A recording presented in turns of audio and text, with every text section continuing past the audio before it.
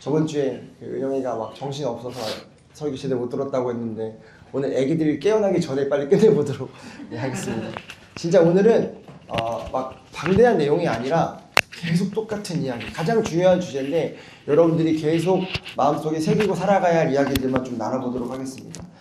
고린도전서의 저자는 앞에 섹션에서 세상의 지혜로는 하나님을 알 수 없으며 오직 하나님이 부르신 자들만 십자가 복음을 영접할 수 있다라고 이야기하고 있습니다. 24절에요. 여러분, 세상의 지혜로 하나님을 알 수 없다는 말이 무슨 말이냐면 공부를 많이 한다고 해서 학식이 뛰어나다고 해서 세상적으로 센스가 있다고 해서 외모가 뛰어나다고 해서 돈이 많다고 해서 세상적 경험이 많다고 해서 또는 나이가 많다고 해서 십자가의 복음을 이해할 수 없다라고 이야기합니다. 어떤 자들이 십자가의 복음을 이해할 수 있냐면 단 한 가지 부류입니다. 하나님께서 부르신 자들, 즉 하나님께서 예비하시고 선택하신 자들만이 하나님의 복음을 받아들일 수 있다라고 이야기합니다. 오늘 본문은 이제 그 하나님이 불러서 구원하신 자들이 그럼 어떤 자들인지에 대해서 이야기하고 있습니다. 앞에 아까 말씀드렸던 것처럼 세상의 지혜로 하나님을 알 수 없다. 이게 어떤 것을 이야기하고 있냐면 하나님을 알 수 있는 방법은 단 한 가지밖에 없다. 세상에서 말하고 있는 모든 방법을 다 가져다 대도 하나님 알 수 없다.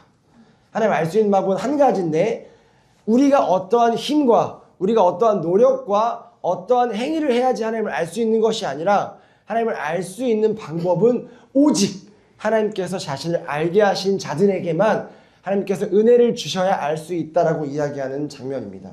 그렇다면 오늘 본문은 그 하나님이 불러서 구원하신 자들은 어떤 자들인지, 그들의 모습은 어떤 모습인지. 그래서 오늘 설교의 제목이 하나님께서 부르신 자들의 모습입니다.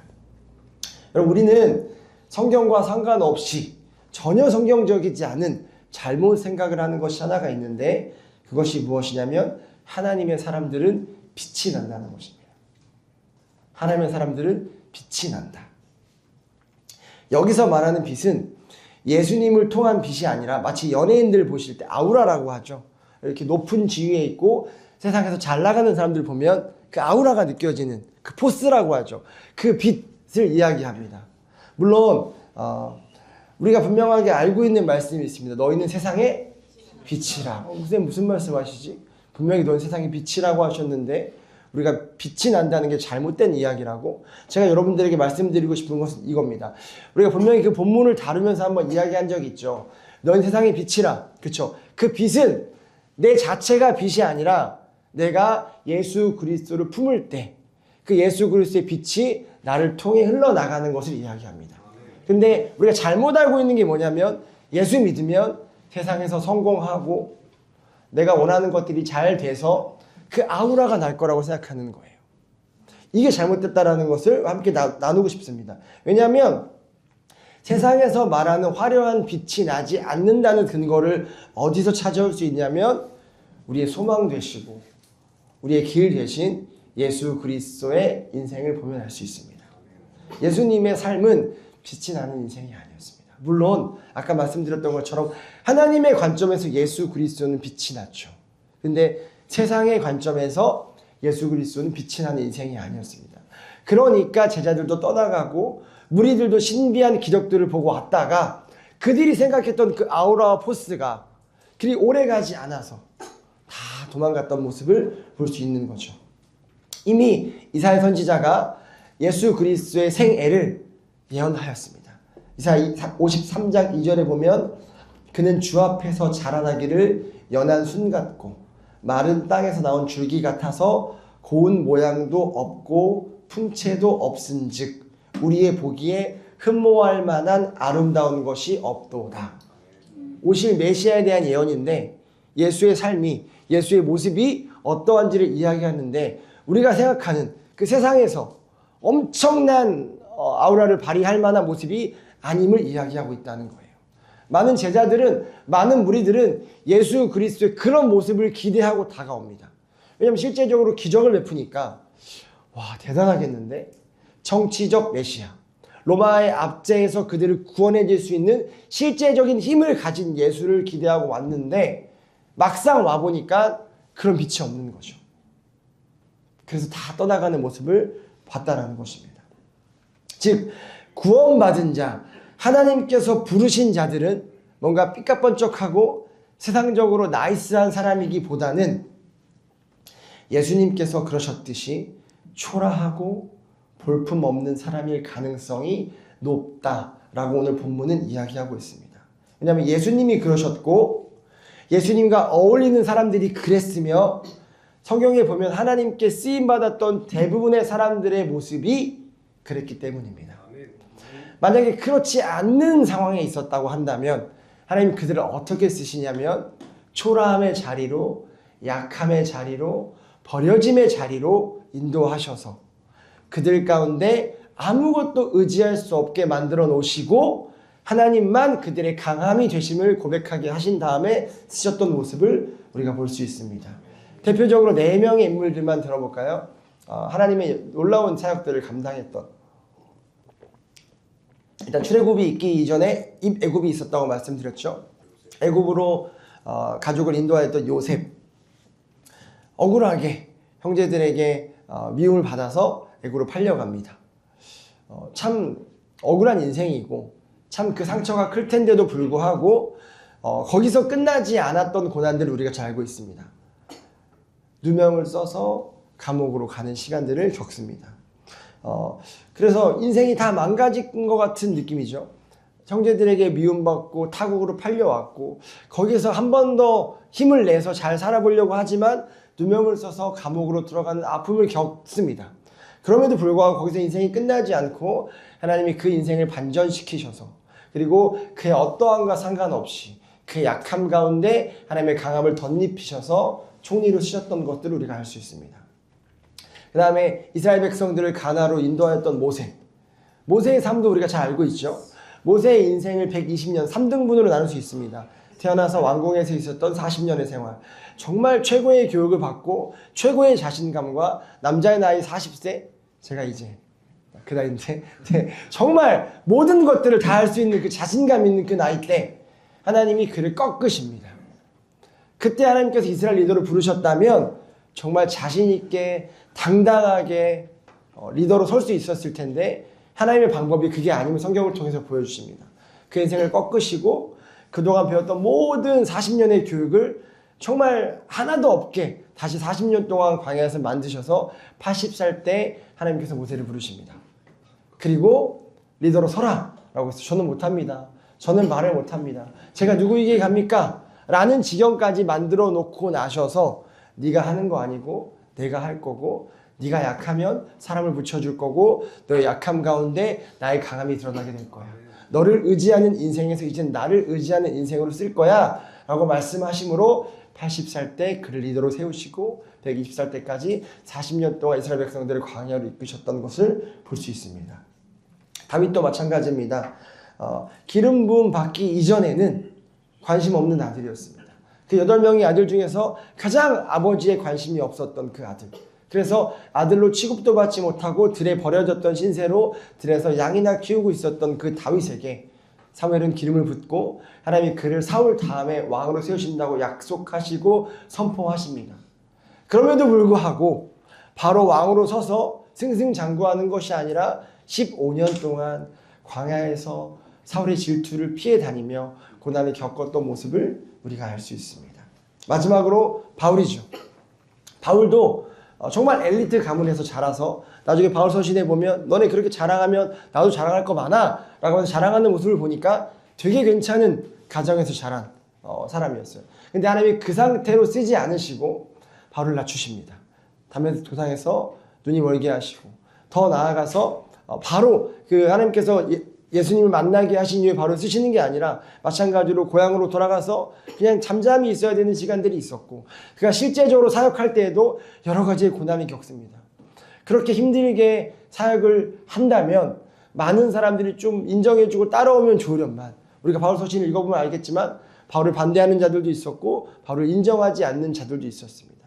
그리고 바울에게는 육체의 가시가 있었죠. 하나님 왜 이렇게 하나님의 사람들을 약함의 자리, 넘어짐의 자리, 무너뜨림의 자리, 수치의 자리로 인도하시는지 우리가 성경을 보면서 다 알 수가 없지만 오늘 본문은 그 부분을 분명하게 이야기하고 있습니다. 하나님께서 부르신 이들은 세상이 연약하고 어리석다고 하는 자들이었습니다. 그 이유는 하나님은 세상에 미련하다고 하는 자들을 택해서 세상에 지혜 있는 자들을 부끄럽게 하려고 하시기 때문입니다. 26절처럼 하신 이유가 뭐냐면 27절에 세상의 어리석은 자들을 통하여서 강한 자들을 부끄럽게 하려고 하신다고 이야기하고 있습니다. 여러분, 이 강한 자란 어떤 자냐면 이걸 기억하셔야 돼요. 그냥 문자적으로 강한 자가 아니라 이 강한 자 안에 담겨진 뜻이 있습니다. 강한 자는 어떤 자냐면 자신의 힘으로 살아가려고 하는 자들입니다. 하나님의 도움이 없이 살아가려고 하는 자들. 여러분, 그것이 얼마나 어리석은지를 알게 하시려고, 자신을 의지하는 인생이 얼마나 힘든 건지를 알게 하시려고, 그 또한 하나님을 의지하는 인생이 가장 완벽한 인생임을 가르쳐 주시려고 하나님은 의도적으로 하나님의 자들을, 하나님의 택한 자들을, 하나님께서 부르시는 자들을, 하나님께서 사용하시는 자들을 약함의 자리로 인도하신다라고 오늘 본문은 이야기하고 있습니다. 그래서 하나님이 선택하는 자들은 어떤 자들이냐면 아무것도 아닌 자들. 자신의 어떠함도 하나님 앞에 자랑할 것이 없는 자들.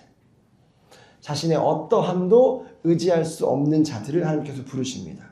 여러분, 그러므로 구원은 하나님께서 전적으로 우리에게 베푸신 선물인 줄 믿습니다. 우리의 어떠함으로 얻어진 것이 아님을 고백할 수 있어야 합니다. 이번 주 수요예배 때 나눴죠. 히브리어 카탄이라는 단어에 대해서 우리가 함께 나눴었는데, 이 카탄이라는 단어가 가지고 있는 의미가 작은, 소형, 좀 더 나아가서 쓸모없는 이라는 의미를 가지고 있습니다. 하나님은 작은 자를 쓰십니다. 아멘. 하나님은 쓸모없는 자를 쓰십니다. 하나님은 자신의 힘을 의지하지 않는 자를 쓰십니다. 근데 하나님이 써야 하는 자인데 그가 여전히 자신의 것들을 의지하고 있다면 하나님이 그것들을 다 내려놓게 하셔서 약함의 자리, 쓸모없는 자리, 카탄의 자리로 밀어 넣으신 다음에 쓰는 것을 우리가 볼 수 있습니다. 그 본문 잠깐 얘기해 볼까요?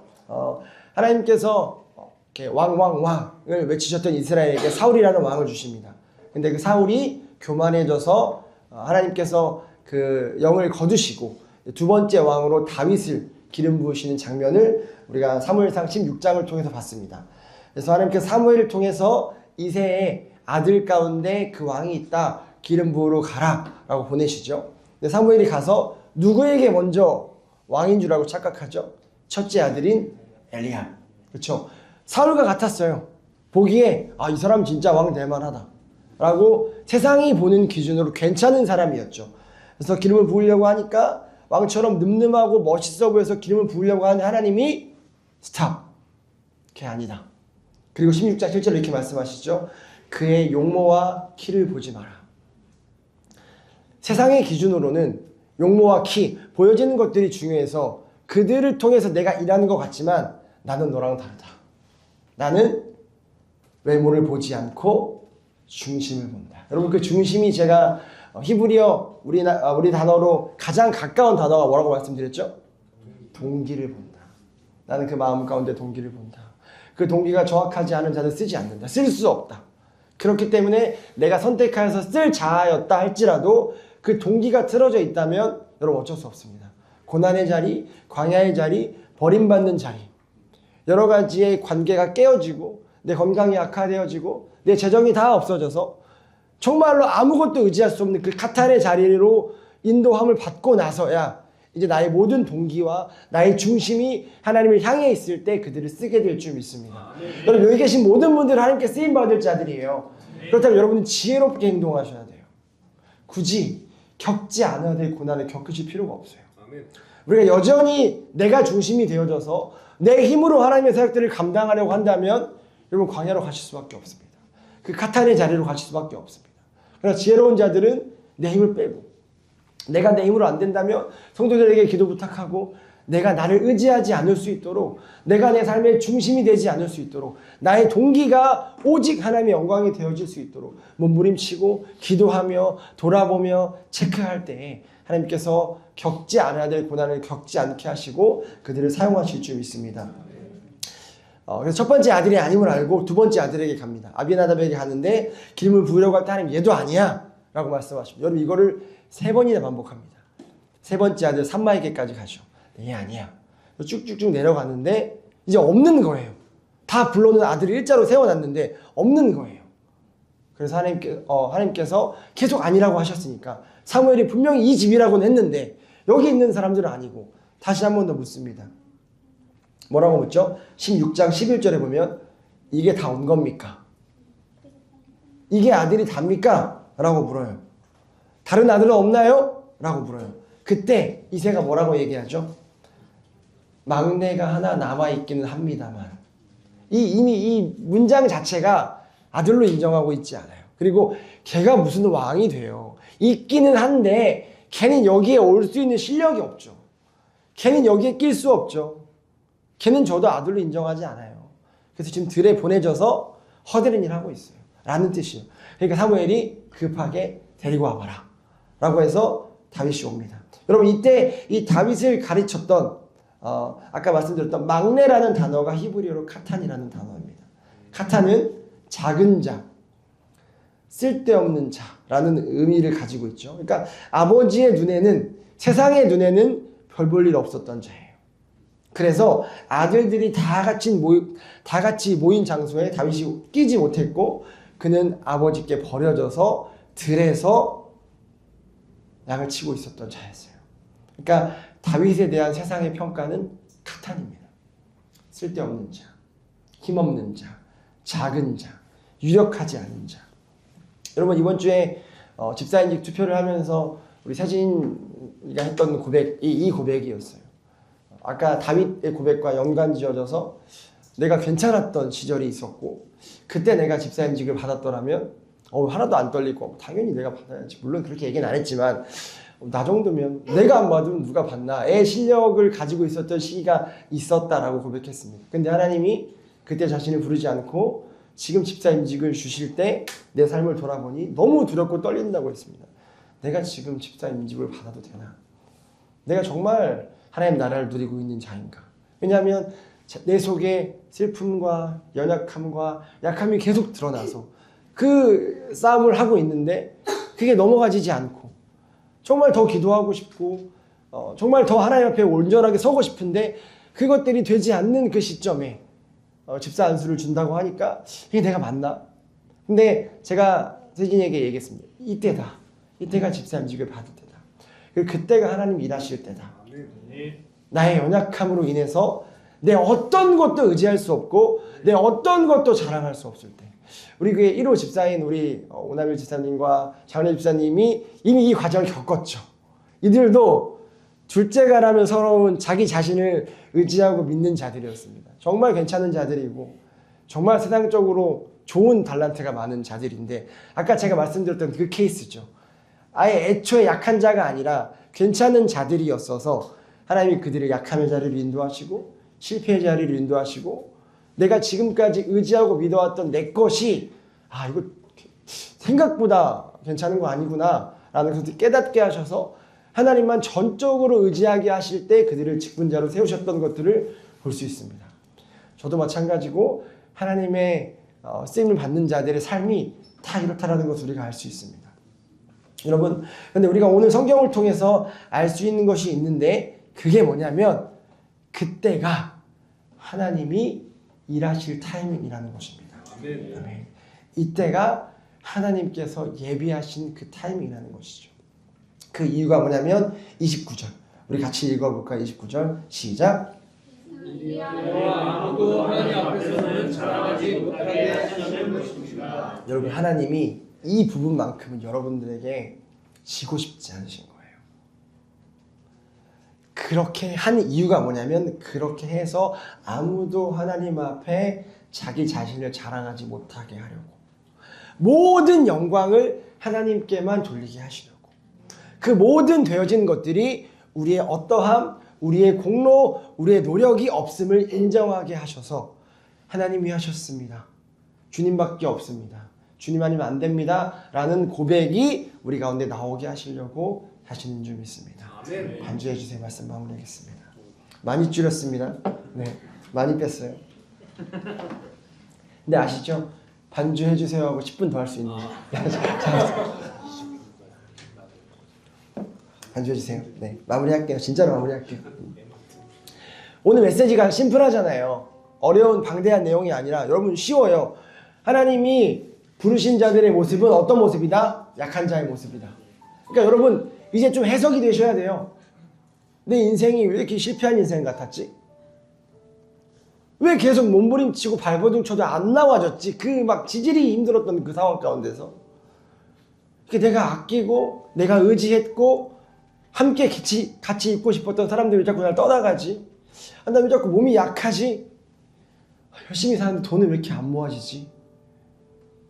SNS를 보면 행복해 보이는 사람들 너무 많은데 내 주위를 보면 승승장구하는 사람도 너무 많은데 나는 왜 이렇게 하나님 앞에, 아니 하나님 말고 사람들 앞에 자랑할 만한 것들이 하나도 없지? 하나님 진짜 살아계신가? 하나님 진짜 살아계신가? 하나님 날 사랑하시는가? 하나님은 분명히 우리의 공로와 상관없이 은혜를 주신다고 하셨는데 내 삶이 이런 거 보면 아닌 것 같은데 그래도 열심히 해야 좀 뭔가 은혜가 있는 것 같은데 라는 어려움 가운데 우리가 오랫동안 있었습니다.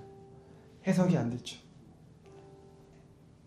도저히 하나님이 이해가 안 됐죠. 다른 사람들은 은혜 받고 삶이 변화되고 하나님의 임재가 느껴진다는 게 너무 부러운데 난 하나님의 임재도 안 느껴지고 너무너무 인생이 힘들고 누구 앞에 내 삶을 고백하는 것이 너무나 수치스럽고 여러분 이제는 이게 해석이 돼야 돼요. 왜 그러냐면 하나님의 사람이기 때문에 그렇습니다. 우리가 자꾸 오해하고 있어요. 기복주의가 들어온 그 유교와 혼합된 기독교의 그 사상이 우리가 잘못 이해되어져서 예수 믿으면 잘 된다. 예수 믿으면 성공한다. 교회 열심히 다니면 되게 괜찮은 인생으로 살 수 있다. 라는 전혀 성경적이지 않은 잘못된 신앙이 우리를 방해하고 있었습니다. 우리를 오해하게 하고 있었습니다. 성경은 정확히 뭐라고 얘기하냐면 하나님께서 선택하신 자, 하나님께서 부르신 자의 모습은 약함의 모습이다라고 이야기하고 있습니다. 그래야 하나님이 일하실 것이기 때문에, 그래야 하나님이 드러나실 것이기 때문에. 여러분 이걸 지금 누가 하고 있냐면 신약 성경에 보면 이 예배당에 두 사람이 등장합니다. 바리새인과 세리가 등장합니다. 죄인이 등장합니다. 그래서 바리새인이 이렇게 기도합니다. 저쪽 앞에 서서 하나님, 제가 저기 구석에서 조용히 숨죽여서 기도하는 저 세리와 같지 않음을 감사합니다. 이게 뭐냐면 자신의 어떠함을 자랑하고 있는 거예요. 저 그래도 참 괜찮죠? 종교 지도자로서 이 정도면 사람들이 존경할 만하고 내 삶을 보면 그래도 저 사람 예수 믿는 사람이다 할 만큼 괜찮죠? 열심히 신앙생활하고 한 번도 마음 상한 적 없고 하나님 앞에서 구제하고 선교하고 괜찮은 인생이죠. 근데 세리는 저 구석에서 그 어떤 것도 자랑할 수 없기에 조용히 숨죽여서 기도합니다. 그러면서 그 약함을 하나님 앞에 그대로 인정하고 하나님, 전 자랑할 게 아무것도 없습니다. 건강하지도 않고 돈도 없고 정직하지도 않고 말씀대로 살아보려고 하지만 사라지지도 않고 그 어떤 것도 하나님 앞에 자랑할 게 없습니다. 여기까지 온 게 모든 게 하나님의 은혜입니다. 근데 더 충격적이고 더 슬픈 건 앞으로도 나아질 것 같은 기미가 보이지 않습니다. 그래서 앞에 나가서 저 바리새인처럼 당당하게 기도할 수도 없고 다른 사람들 앞에 나의 인생을, 나의 삶을 간증할 수도 없을 만큼 부끄럽습니다. 라고 기도하고 있는데 하나님께서 뭐라고 말씀하시냐면 그 기도가 옳다. 그게 맞다. 앞에서 당당하게 기도하고 있는 기도는 잘못된 기도다. 하나님께서 부르신 자들은, 하나님께서 선택하신 자들은, 하나님께서 사랑하시는 자들은 하나님께서 구원하시고자 하는 자들은 그의 삶이 우리가 원하는 대로 풀리지 않습니다. 그래서 전적으로 하나님만 의지하도록, 그래서 하나님만 자랑하도록, 나의 어떠함도 드러내지 않고 오직 하나님만 드러내도록 그 삶을 이끌어 가신다는 것이죠. 그래서 여러분들의 삶이 지금까지 많이 고달프셨을 거예요. 버림받고 외면당하고 배신당하고 실패하고 아프고 외롭고 소외되고 비참하고. 근데 이런 단어들이 세상은 부정적인 단어로 여기거든요. 근데 성경은 예수 믿는 자들이 마땅히 겪어야 할 삶의 모습이라고 이야기합니다. 그리고 그 가운데 주님께서 함께 하셔서 진정한 샬롬, 진정한 에이레네, 진정한 평안을 누리게 하실 것이고, 약할 때 강함 되시는 주님으로 인해 이 땅에 이미 임한 하나님 나라를 누리게 하실 줄 믿습니다. 아멘. 그리고 여러분 기억하십시오. 지금 그렇게 힘들다면 그때가 하나님께서 일하실 때입니다. 아멘. 그때가 여러분들을 들어서 사용하실 때인 줄 믿습니다. 아멘. 우리 같이 기도할까요? 들은 말씀을 가지고 하나님, 제 삶이 너무 힘듭니다. 제 삶이 해석이 안 되고 이해가 안 될 정도로 풀리지 않았습니다. 그런 오늘 말씀을 듣고 그때가 하나님이 일하실 타이밍이라는 것을 우리가 알게 되었고, 그것이 마땅히 예수 믿는 자들의, 구원받은 자들의 삶의 모습이라는 걸 알게 하셨사오니, 하나님, 우리가 앞으로 지속되는 그 삶 가운데서 낙심하고 좌절하고 절망하는 것이 아니라, 하나님 원망하는 것이 아니라 믿음의 눈을 들어서 일하실 하나님 바라볼 수 있게 해주시고, 나의 약함 가운데 하나님의 강함을 덧입을 수 있게 해달라고 우리 시간 주여 한번 부르시고, 우리 약함을 위해서, 또한 약함 가운데 고통하고 있는 성도들을 위해서 함께 기도하시겠습니다. 주여!